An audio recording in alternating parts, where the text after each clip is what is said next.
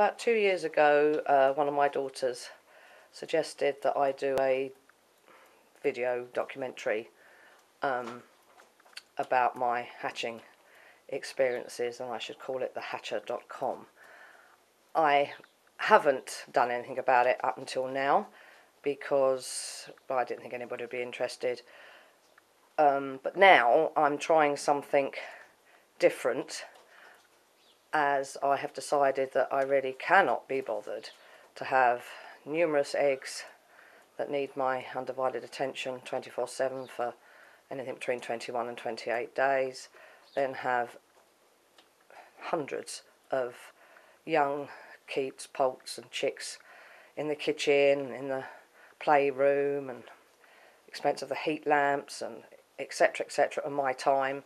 And as I'm up 24/7 when I'm incubating and hatching, especially at hatching, as I watch every single young bird hatch, so I can assist if necessary. I'm a bit long in the tooth now to want to do that again. So I'm starting this video at the end. I'll show you my incubator slash hatcher and my hatcher, my homemade hatcher and incubator, where all the excitement happened last year and the year before. Modified version of the incubator here that you're looking at, because this year I'm going to let nature take its course, but I'm doing something slightly different. I think I can't find anything posted on YouTube about it or on Ask or Google. It's purely by sort of trial and error and accident, really, that I decided to try what I'm trying.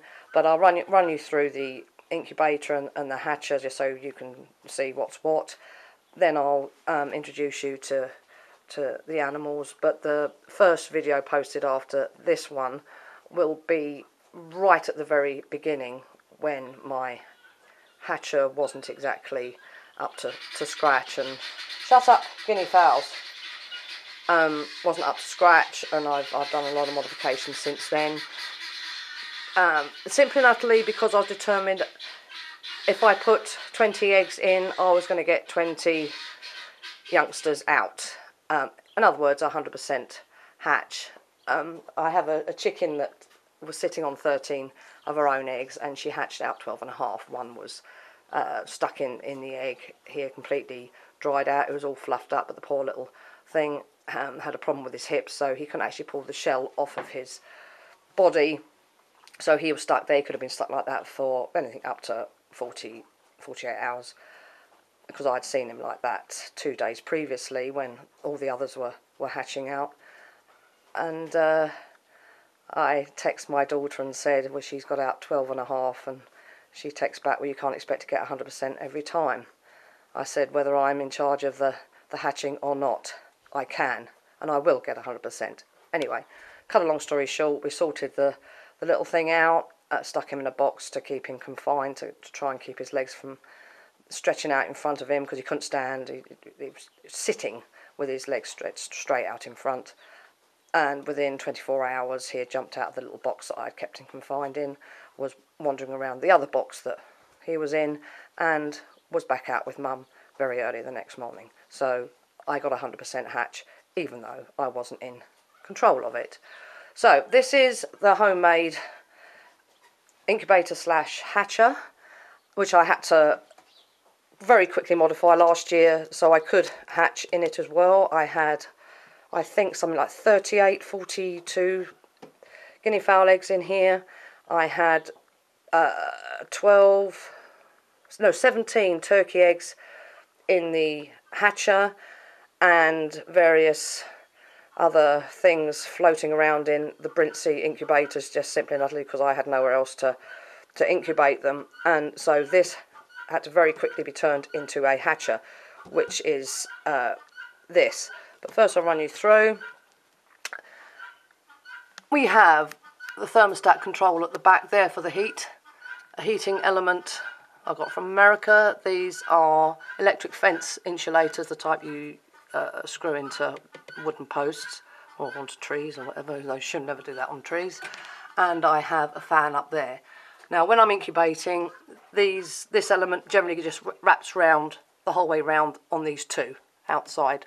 One so the fan moves the heat around. When I'm hatching, I turn the fan off and I have the heat even there. This is my rolling device, so it's just a case of, if I can get that right, it's just a case of moving it along. The eggs do turn, it keeps getting stuck back there, I should have to do something about that. The eggs do turn about 50%, so that's fine, and all the spacings here, so you can put whatever eggs you like in there, from the smallest to the largest. So that's that. The humidity is controlled by my two plastic trays, which I can fill up at will via two syringes. That syringe there I've used to cut the bottom or to force feed a turkey, but that'll be explained later. Tubes go in and into the dishes, so there's absolutely no need to open the door or do anything, which is a real big problem for these do-it-for-you incubators, where how you're supposed to get the water through a solid plastic lid, even with a small hole in it, and into the water container underneath without soaking the eggs, I really don't know. Or without taking everything out and disturbing everything. The thermostat heat control, also from America, that's absolutely brilliant. I have the fan on a separate switch, and this is my humidity controller, also from America. This receptor detector I put through there, and it sits on top of the eggs or in between the eggs at all times whilst incubating, and I move it around various sections of the incubator during the course of the day, maybe up to 10-15 times a day, whereas the thermostat heat control stays put. That also gives me an indicator of what the temperature is actually inside the eggs if I put the receiver between the eggs. Absolutely brilliant. For hatching, I have, as you can see, I had to modify it last year, cut a hole in my Perspex door. This seal here was off of a circular saw blade, exact fit, perfect. When you need to get a hatchling out, oh, this is a bit of tubing I've got off one of my son's toys that I split all the way around to make the seal. You just pop your hand in, grab the hatchling, take it out, put it in a box to brood it for quickness, and shut that off. And that is a complete seal. No drafts, no humidity lost, no nothing. Absolutely brilliant. And last year, with the amount of eggs I put in there, turkey, guinea fowl, chick, I got 100% hatch out of that, as well as out of my hatcher. The only ones that didn't hatch were the ones that I discarded halfway through incubation because they were infertile. So now I will go on to the hatcher, which also can be an incubator too, but it's primarily a hatcher.